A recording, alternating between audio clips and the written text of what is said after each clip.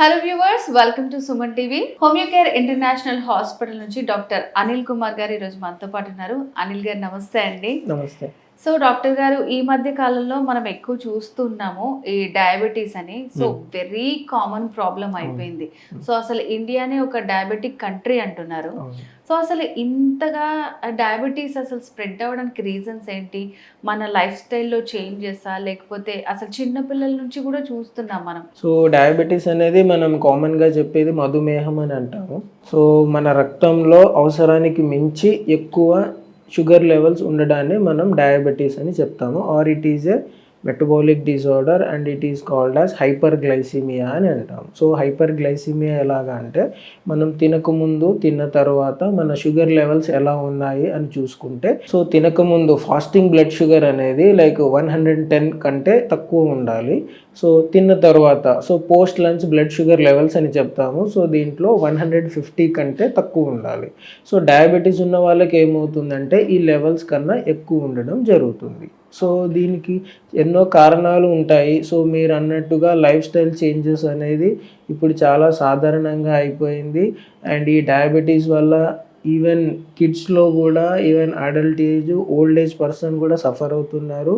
So మీరు అన్నట్టు దీంట్లో కొన్ని టైప్స్ ఉంటాయి. Type 1 diabetes, type 2 diabetes and gestational diabetes అని చెప్తాం. అంటే కొన్నిసార్లు ఈవెన్ 3 years 4 years కిడ్స్లో కూడా కనిపిస్తూ ఉంటుంది.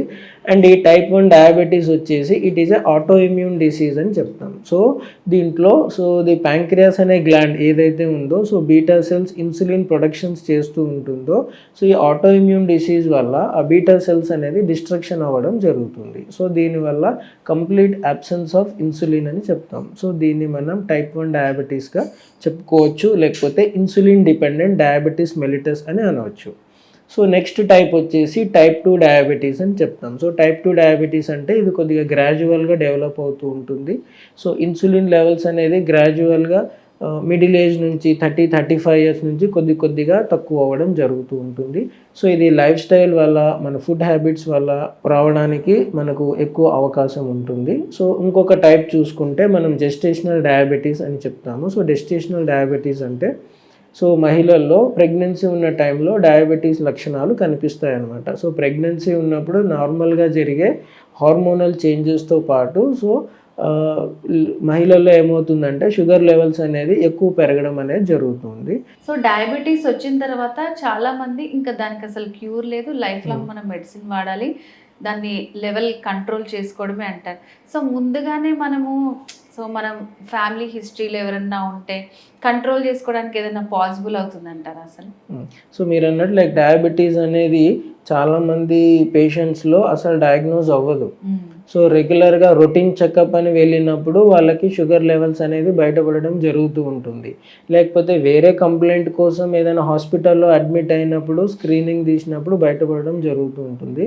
కానీ మీరు అన్నట్టు స్ట్రాంగ్ ఫ్యామిలీ హిస్టరీ ఉంటే, సో సరైన లైఫ్ స్టైల్ మెయింటైన్ చేయడం, సో 35-40+ ఉన్న వాళ్ళు ఎవ్రీ ఇయర్లీ వన్స్ ఒకసారి రెగ్యులర్గా బ్లడ్ రొటీన్ చెకప్స్ చేసుకుంటూ ఉంటే, సో వాళ్ళకి ఏమైనా డయాబెటిక్ సిమ్టమ్స్ ఉన్నా, డయాబెటీస్లో ఉన్న హై షుగర్ లెవెల్స్ ఉన్నా మనం దాన్ని ఎర్లీగా ఫైండ్ అవుట్ చేసేదానికి పాసిబిలిటీ ఉంటుంది. హోమియోకేర్ ఇంటర్నేషనల్లో ఎలాంటి మెడిసిన్ ఉంటుంది?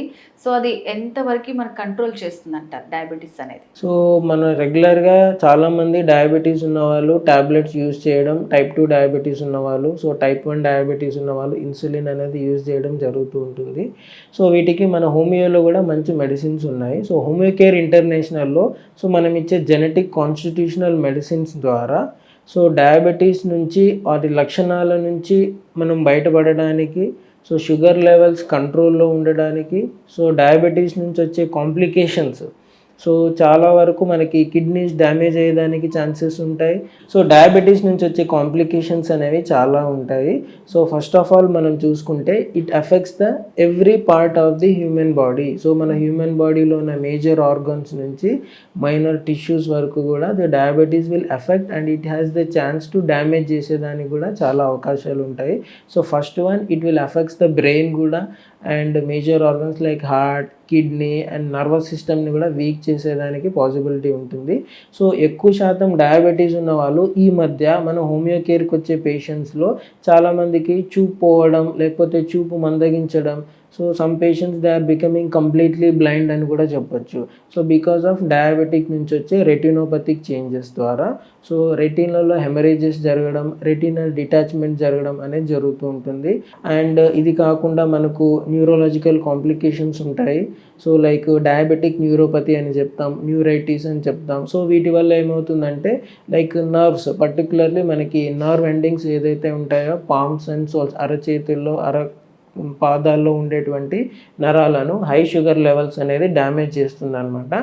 సో దీనివల్ల లైక్ తిమ్మిరి రావడం, కొంతమందికి విపరీతమైన మంట, బర్నింగ్ సెన్సేషన్, లేకపోతే ఒక నంబర్ ఆఫ్ నీడిల్స్తో ప్రిక్ చేసినప్పుడు ఎలా ఉంటుంది, pricking type of pain. So ఇటువంటివనే మనకి న్యూరోలాజికల్ కంప్లైంట్స్ అనేవి కనిపిస్తూ ఉంటాయి.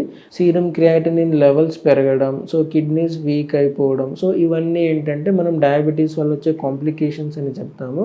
సో హోమియో కేర్లో మనం యూజ్ చేసే మెడిసిన్స్ ద్వారా సో డయాబెటీస్లో ఉన్న లక్షణాలు, సో డయాబెటీస్ నుంచి వచ్చే కాంప్లికేషన్స్ని కూడా మనం ఓవర్కమ్ అవ్వడానికి మనకు పాసిబిలిటీ ఉంది. సో మనం ఎన్నో పేషెంట్స్ని ట్రీట్ చేసాము. సో వీటి నుంచి కాంప్లికేషన్స్ మనకి వేరే ఆర్గన్స్ డ్యామేజెస్ అవ్వకుండా కూడా so homeopathy will give the effective protection against the diabetes నుంచి ఇచ్చేదానికి పాసిబిలిటీ ఉంటుంది. సో మెడిసిన్స్ అనే కాకుండా మెడిసిన్స్తో పాటు so every diabetic patient they need to compulsory change their life style. So life style change చేసుకోమనేది చాలా ముఖ్యము. సో రెగ్యులర్గా ఎక్సర్సైజ్ చేయడము, సో ఎక్కువ హై ప్రోటీన్ ఇంటేక్ తగ్గించుకోవడము, so high sugar intake, glucose intake తగ్గించుకోవడము. సో ఇటువంటి స్ట్రెస్ని తగ్గించుకునే like exercise, going to gym, yoga, meditation. So వీటితో పాటు మనం మెడిసిన్స్ వాడుకుంటూ ఉంటే సో డయాబెటీస్ నుంచి సో అది వాళ్ళ లైఫ్ స్టైల్ మీద, వాళ్ళ డైలీ రొటీన్ మీద ఎక్కువ ప్రభావం చూపించకుండా ఉంటుంది. మీ దగ్గర ట్రీట్మెంట్ చేసుకుంటున్నటువంటి డయాబెటిక్ పేషెంట్స్కి రిజల్ట్స్ ఎట్లా ఉన్నాయండి? సో మన మెడిసిన్స్తో పాటు మీరు డైట్ అనేది అడ్వైస్ చేసాము. సో మన హోమియోపతిక్ మెడిసిన్ కంటూ పర్టికులర్గా ఏమి డైట్ అనేది ఉండదు.